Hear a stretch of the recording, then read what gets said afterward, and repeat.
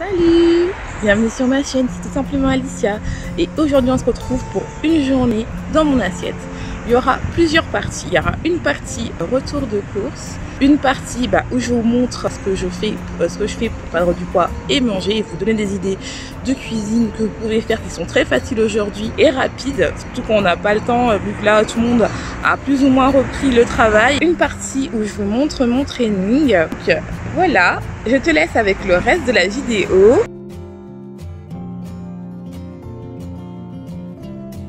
Alors avant de commencer, je voulais faire juste un petit point qu'il y a beaucoup de gens qui m'envoient des messages et qui me disent qu'ils n'arrivent pas à trouver la motivation pour commencer à perdre du poids. Ils veulent perdre du poids, mais ils n'arrivent pas. Et moi j'ai envie de te dire que trouver cette motivation-là, tu peux attendre très longtemps. N'oublie pas, il y a ma vidéo pour la différence entre être motivé et ne pas être motivé. Perdre du poids, c'est un changement de vie en fait. Il faut changer, c'est un changement sur le long terme et toute ta vie, tu vas garder ces habitudes que tu vas apprendre pour vraiment avoir un potentiel en fait. Donc il faut pas, si par exemple tu mets du temps à perdre du poids, c'est pas grave parce que le but final, c'est que dans toute ta vie, être à ton meilleur potentiel en fait. 5 kilos, le temps d'un mariage ou le temps de l'été, plus important, c'est que perdre du poids, c'est une relation que tu as avec toi-même parce que c'est un changement à vie que tu vas faire. C'est un changement que tu vas tu dois avoir un commitment envers toi-même et tu dois vraiment comprendre que il y a des personnes qui vont perdre du poids rapidement mais qui vont régler leurs problèmes ou qui n'ont pas de problème par rapport à la nourriture. C'est juste qu'à un moment, ils se sont laissés aller en fait. Là, c'est pas ça.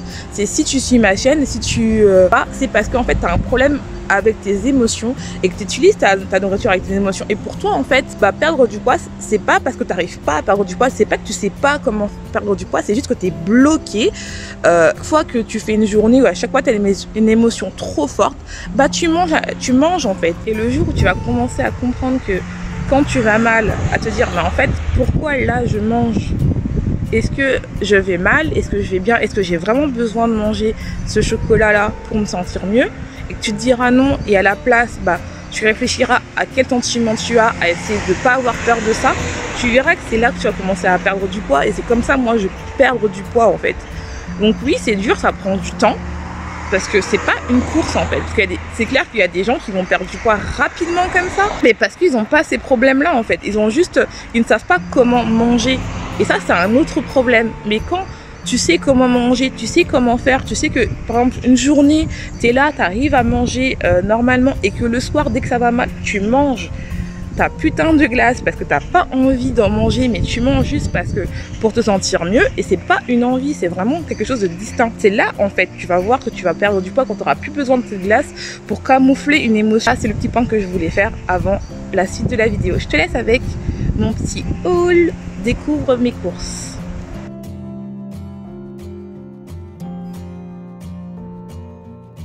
Donc là, j'ai acheté mes courses au Grand Frais. Parce que j'aime bien, c'est qu'ils ont plein de choix de légumes. Donc ça me permet de varier un petit peu. Donc j'ai acheté de la mâche au Grand Frais et des feuilles d'épinards spécialement pour mes jus. J'ai acheté du concombre pour faire des pâtes au saumon. Pardon, c'est pas des concombres, des courgettes pour faire des pâtes au saumon avec des vraies pâtes, des ribs, j'adore ça. J'ai acheté du chou rouge, je sais pas si vous voyez, j'ai acheté du chou rouge pour manger en salade. Donc je vais tester une recette de ça que je vais vous montrer tout à l'heure.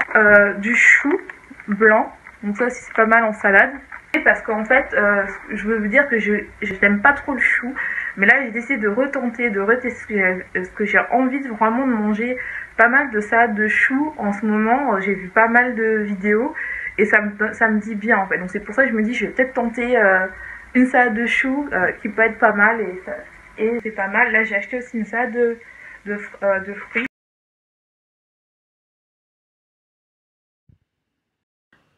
Donc on se retrouve pour le meal prep. Donc là j'ai décidé de faire des pâtes au saumon avec des courgettes en forme de pâte. Donc là j'ai décidé de couper en rondelles mon saumon fumé, c'est à peu près 100 grammes. Là vous mettez dans une poêle avec un peu d'huile.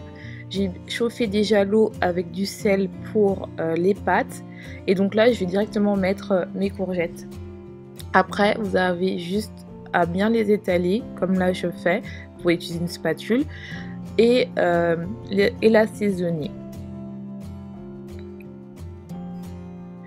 Donc une fois assaisonné, j'ai assaisonné ça avec du sel marin aux herbes. Donc vous en mettez la quantité que vous voulez. N'oubliez pas, si vous faites cette recette, n'oubliez pas de me taguer avec @be your hand through. Là sur une poêle à côté, pareil, donc là j'ai pas mis d'huile, mais vous pouvez en mettre un petit peu. Et là je mets mon saumon fumé. Vous pouvez faire pareil avec du saumon non fumé, du saumon frais, c'est comme vous préférez. Moi j'aime bien le saumon fumé parce que ça donne un côté fumé aux pâtes, c'est pas mal. Donc là je rajoute du poivre, un peu d'ail. Pareil, vous mettez la quantité que vous préférez.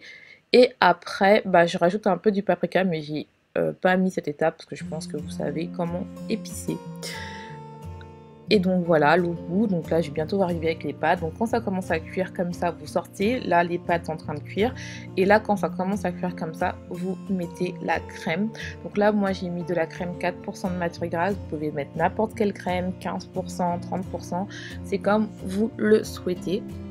Donc une fois que ça commence à cuire et que vous avez un peu assaisonné la sauce, moi je mets directement les pâtes à côté, puis voilà, ça fait des pâtes au saumon que je vais accompagner ça avec mon brocoli, avec mes courgettes, pardon. Voilà. Donc maintenant c'est l'heure de mon jus. Comme vous savez, je suis fan du jus maison. Je ne bois plus de boissons gazeuses parce que je ne le supporte pas. Donc là je vais faire un jus à base d'épinards, courgettes, oranges et pommes. Donc voilà.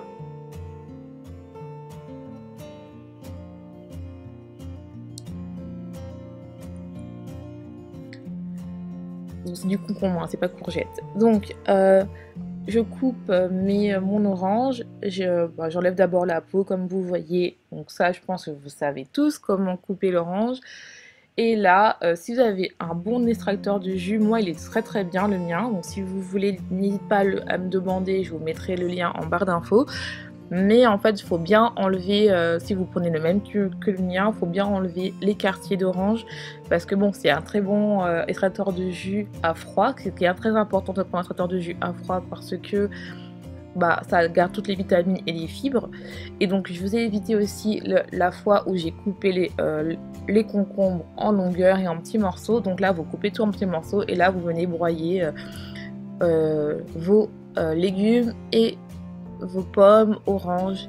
Voilà, et donc une fois que c'est fait, vous obtenez un petit jus. Donc ça prend un peu de temps avec ce petit mixeur.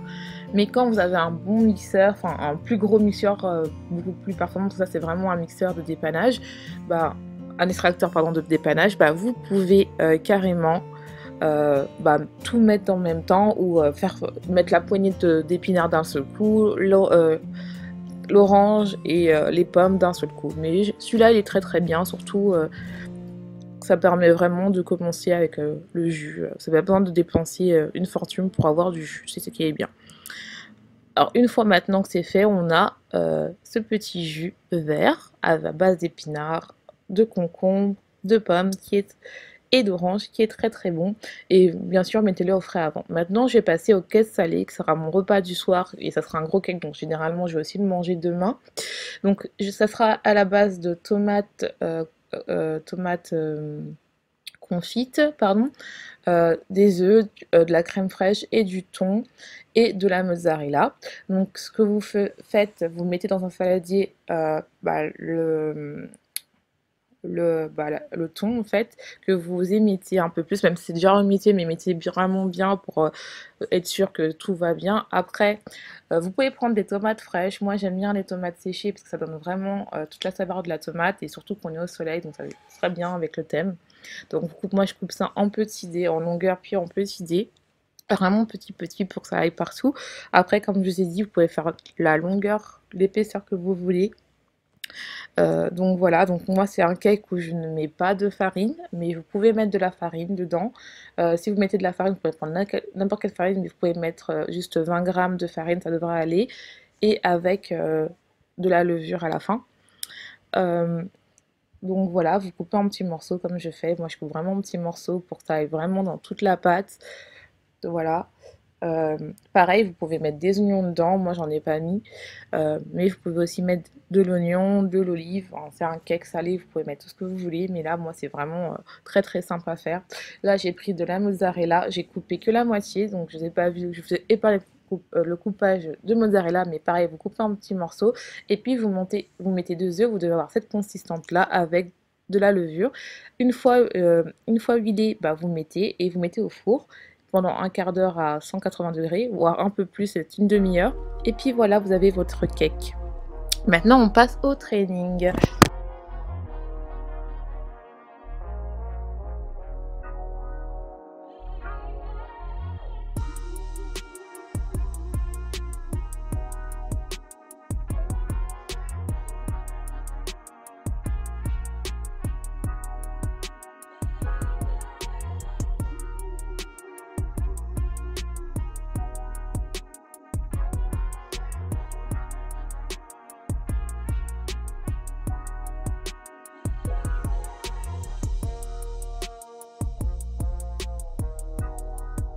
Je te remercie d'avoir regardé cette vidéo. N'hésite pas à liker, à commenter et à activer la petite cloche pour pas oublier les prochaines vidéos. Je te dis à la prochaine. J'espère que ça t'aura plu.